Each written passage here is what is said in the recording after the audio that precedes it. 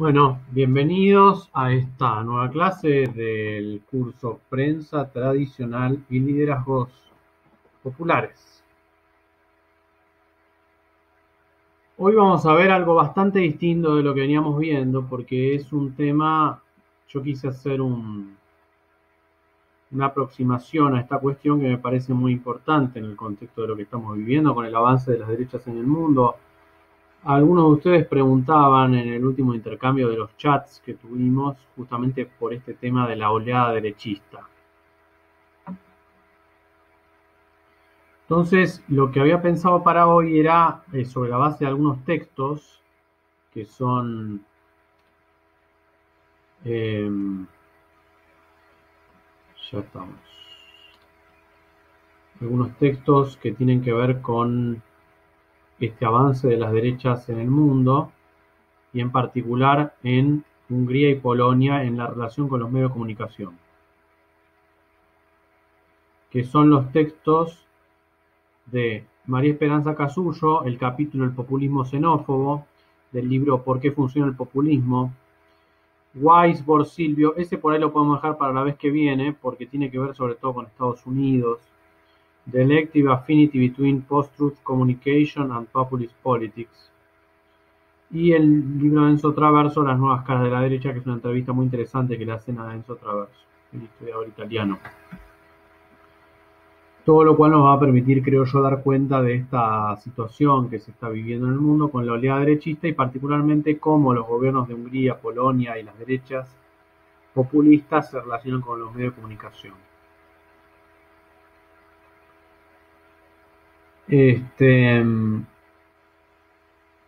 Bueno, a ver, primero vamos con el tema de Casullo, de la definición que ella da del populismo xenófobo.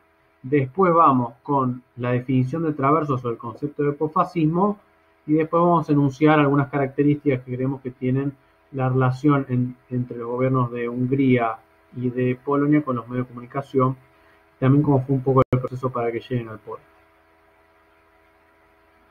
Según María Esperanza Casullo, en el libro del populismo, ¿por qué funciona el populismo? El populismo no siempre corresponde a una ideología determinada, es una manera, sino de construir poder político que puede ponerse al servicio de diversos programas ideológicos. Por eso ella entiende que existe el populismo de izquierda y de derecha. Pero el mito populista, para ella, lo que ella define como mito populista, está orientado de distinta manera. En el caso del populismo de izquierda, el mito populista está orientado al futuro. El pueblo se presenta como una entidad cuyos límites no están fijados de antemano, mientras que en los populismos de derecha, el mito populista está orientado al pasado. El pueblo, entonces, en el caso de los populismos de derecha, donde el mito populista está orientado al pasado, debe ser sobre todo el pueblo protegido de la contaminación para retornarlo a una conformación auténtica, lo más parecida posible a la originaria. Esta diferencia resulta fundamental en la medida en que se traduce, a fin de cuentas, en diferentes tipos de políticas públicas. Casullo en la página 88. O sea, por ejemplo, cuando vemos el caso de Marine Le Pen con el Frente Nacional, ella dice, nuestros antepasados los galos, ¿no? Un poco algo que dice Enzo Traverso. Nuestros antepasados los galos. O sea, remite a la idea de una identidad originaria, que es esto que está diciendo Casullo. El populismo de derecha mira al pasado para proyectar Make America Great Again, o sea, una utopía de hacer América grande de nuevo. En el caso del Imperio Británico y el Brexit, ¿no? Volver justamente a ese momento del Imperio Británico, recuperar las tradiciones perdidas, recuperar la identidad originaria. Eso es el populismo de derecha, ¿no? Promueve esa vuelta al pasado. Para Casullo, ella va a trazar una distinción fundamental. Ella dice, el populismo de izquierda pega hacia arriba, o sea, los enemigos del populismo de izquierda son el Fondo Monetario Internacional, los bancos, los grandes grupos económicos. ¿Quiénes son los enemigos del populismo de derecha? Las minorías sexuales, los migrantes. los pobres. O sea, el populismo de derecha pega hacia abajo. El populismo de derecha ataca a los desposeídos, a las minorías devaluadas, en dificultades. El populismo de izquierda pega hacia arriba. El populismo de derecha mantiene una estrategia muy similar combinada con políticas redistributivas hacia arriba, a la que suma una fuerte énfasis en la necesidad de mantener ciertas jerarquías sociales que considera naturales y una obsesión xenófoba por defender los límites de la comunidad política contra factores designados como contaminantes de la pureza del verdadero pueblo. O sea, el populismo de derecha, como decíamos con Laclau, construye la idea de dividir la sociedad en dos campos. De un lado está el pueblo verdadero y del otro lado los que contaminarían el pueblo verdadero, los musulmanes, los terroristas, los designados como terroristas, los migrantes, las minorías sexuales contaminan la verdadera identidad del pueblo verdadero, la esencia originaria del pueblo, tal como es designada por los populistas de derecha.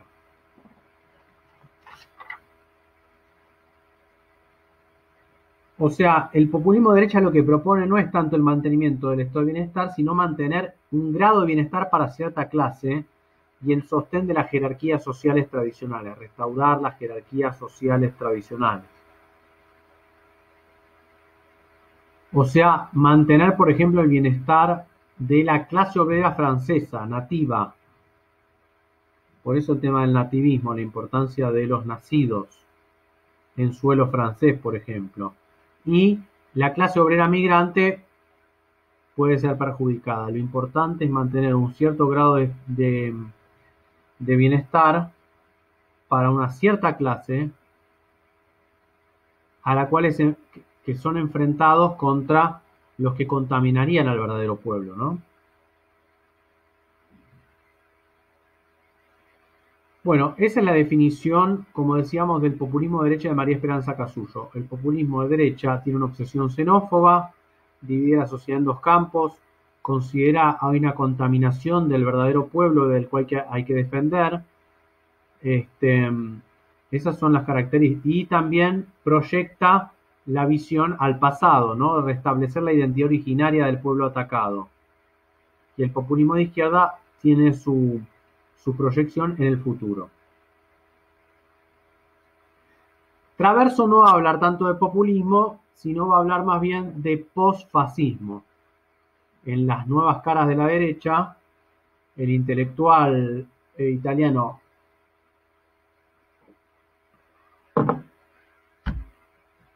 Enzo Traverso va a trazar el tema del posfascismo dentro de lo que él considera un régimen de historicidad específico. El posfascismo se desarrolla en el marco de un régimen de historicidad específico. ¿Cuál es? Es la caída de las alternativas de izquierda después de la caída del muro en el año 89, el muro de Berlín. Para Enzo Traverso, el posfascismo no es el fascismo clásico, no hay camisas pardas, porque no hay esa capacidad organizada de movilización, como hacía Mussolini, sino que es más el estilo de Trump o de Marine Le Pen, el estilo de Trump, una celebrity, una estrella de televisión. Los ejes movilizadores o desde los cuales interpela son las cámaras, como una celebridad. No, ya no es un comandante de las camisas pardas como era Mussolini o Hitler, ¿no? Con las SS. Él, por ejemplo, habla de Marine Le Pen como un ejemplo importante. Dice que la evolución de Marine Le Pen empieza en 1990, pero sobre todo desde que Marine Le Pen en 2011 llega a la dirección del Frente Nacional que intenta un cambio de piel. El discurso se transforma, las referencias ideológicas y políticas ya no son las mismas, y el posicionamiento de la agrupación en el escenario político también sufre una notoria modificación. Los populismos de derecha o los posfascismos quieren transformar el sistema desde adentro y el fascismo clásico quería cambiar todo, dice Traverso. Estos posfascismos postulan el restablecimiento de las soberanías nacionales, la adopción de formas de proteccionismo económico, la defensa de las identidades nacionales amenazadas, frente al descrédito de la política, propician un modelo de democracia plebiscitaria que suprime cualquier deliberación colectiva en una relación funcional entre el pueblo y el líder, la nación y su jefe. Traverso, por ejemplo, asocia que los partidos como el Frente Nacional en Francia y la Liga del Norte en Italia, el apoyo que tienen en los sectores obreros con la caída del comunismo. Son sectores que ya no se identifican más con el Partido Comunista, por eso la extrema derecha encuentra un espacio muy fuerte allí donde hay un contexto después del muro de Berlín, ¿no? Y incluso uno puede señalar que los principales lugares donde creció la extrema derecha son lugares donde justamente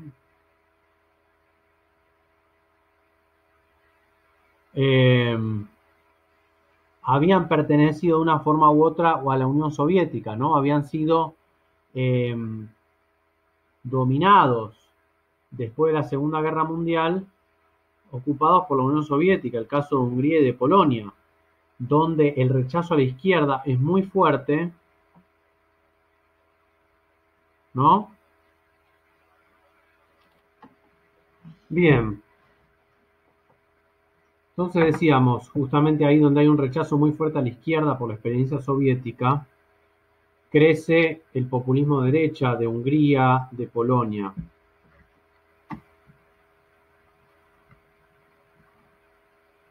Hungría. En Hungría, después de la caída del comunismo, se produjo, según Zombati, un politólogo, un proceso de privatización e internacionalización que aumenta la pérdida de los puestos de trabajo. El poder de las compañías multinacionales sobre la política y la economía aumenta de forma significativa, desmovilizando a la clase trabajadora. Con las privatizaciones pierden los trabajos, cae el Estado socialista de bienestar y se produce un rechazo importante a la membresía de la Unión Europea, ¿no? Que tenía Hungría. En 2006 la izquierda se desintegra, la falta de respuesta de la izquierda por el fracaso neoliberal y el dominio extranjero de la economía dejan un lugar vacante para la extrema derecha. Por estos grupos insatisfechos por la crisis económica, supuestamente Hungría iba a ser un ejemplo, ¿no?, de cómo se da la transición del socialismo al capitalismo, pero esto no sucede. Hay un rechazo del mundo rural que está muy afectado por estas políticas de la transición, particularmente del sector rural. La burguesía nacional y la baja clase media empiezan a adherir a Orbán, ¿no? Orbán era un intelectual que había luchado contra el socialismo, contra el régimen socialista, después se convierte en un liberal con Fidesz, el partido, y después pasa a ser un populismo de derecha. Orbán realiza un discurso en Hungría en guerra contra Bruselas en defensa de los derechos húngaros frente a los dictados de Bruselas, ¿no?, donde se encuentra la sede de la Unión Europea, la Comisión Europea. Una defensa del cristianismo.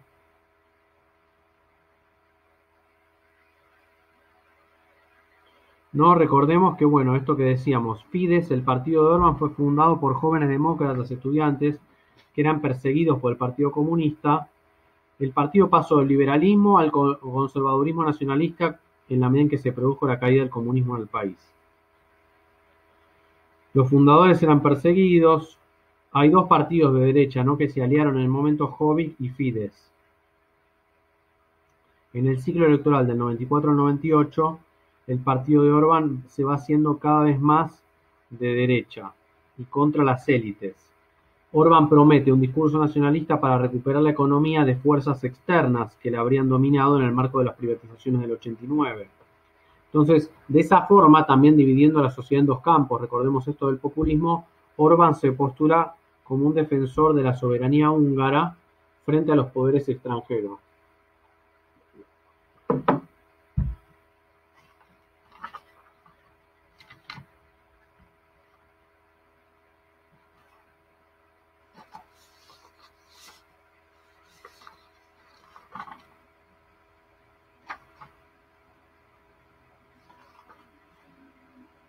Orbán mantiene una ilusión de crecimiento económico y además justifica todas sus medidas como una forma de deshacerse, como dice el vocero de Orbán, para deshacerse de los restos del comunismo que todavía están entre nosotros. No solo en términos de instituciones, sino en términos de mentalidad.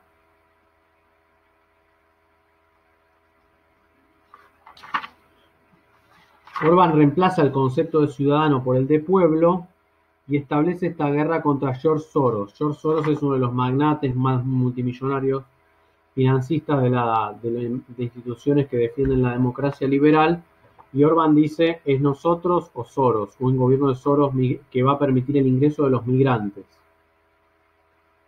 Porque una de las cosas que hizo Orbán es fomentar en el mundo rural el miedo contra los gitanos, ¿no? Los gitanos invasores, ladrones, que se van a robar nuestras riquezas y nuestro trabajo. Bueno, y acá viene otra cuestión importante.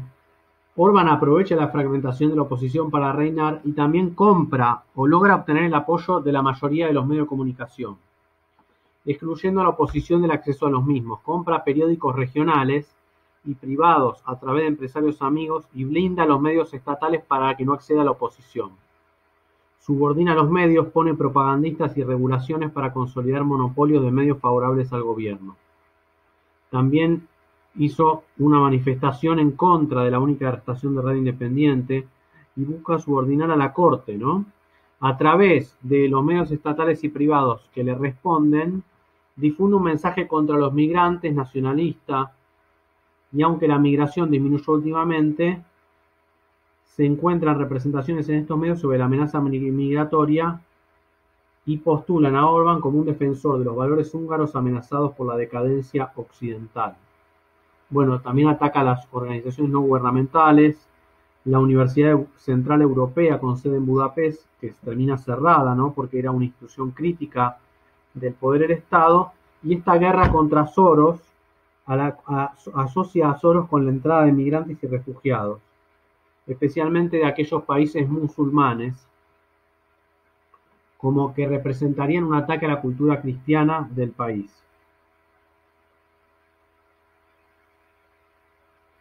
Según Orbán, Soros planea la destrucción de Europa mediante la migración musulmana. Y a la vez lo que trata de hacer Orbán es reconstruir una historia distinta sobre Hungría, defendiendo a Miklos Horthy, que era un líder autoritario que lideró Hungría antes y después de la Segunda Guerra, como un héroe nacional. De esta forma se reescribe la historia, y acá vamos a ver un punto interesante que tiene que ver con los medios también, con esta lucha con los medios, que es esta búsqueda de los populismos de derecha de reescribir la historia. Tanto Bolsonaro como los populistas de derecha europeos buscan reescribir la historia de acuerdo a sus intereses, plantean la historia como una lucha cultural, ¿no? Para ser reescrita.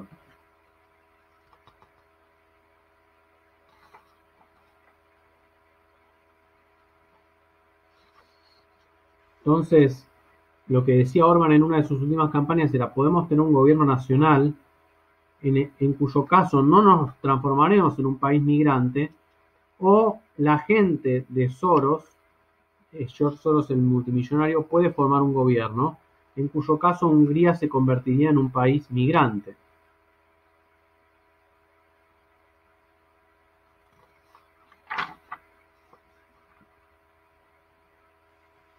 En el caso de Polonia, el gobierno de Ley y Justicia de Jarosław Kaczyński ha transformado el sistema judicial y busca controlar los medios de comunicación también, ¿no?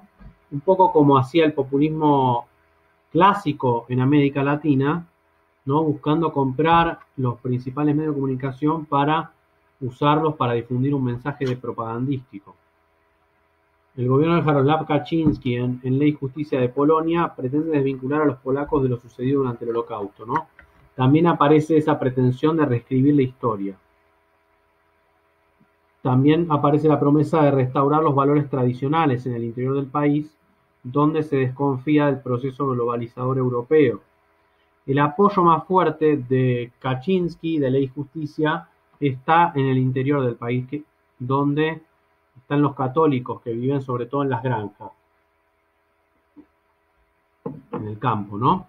Entonces, un punto común también de estas nuevas derechas populistas europeas es la base rural que tienen, ¿no?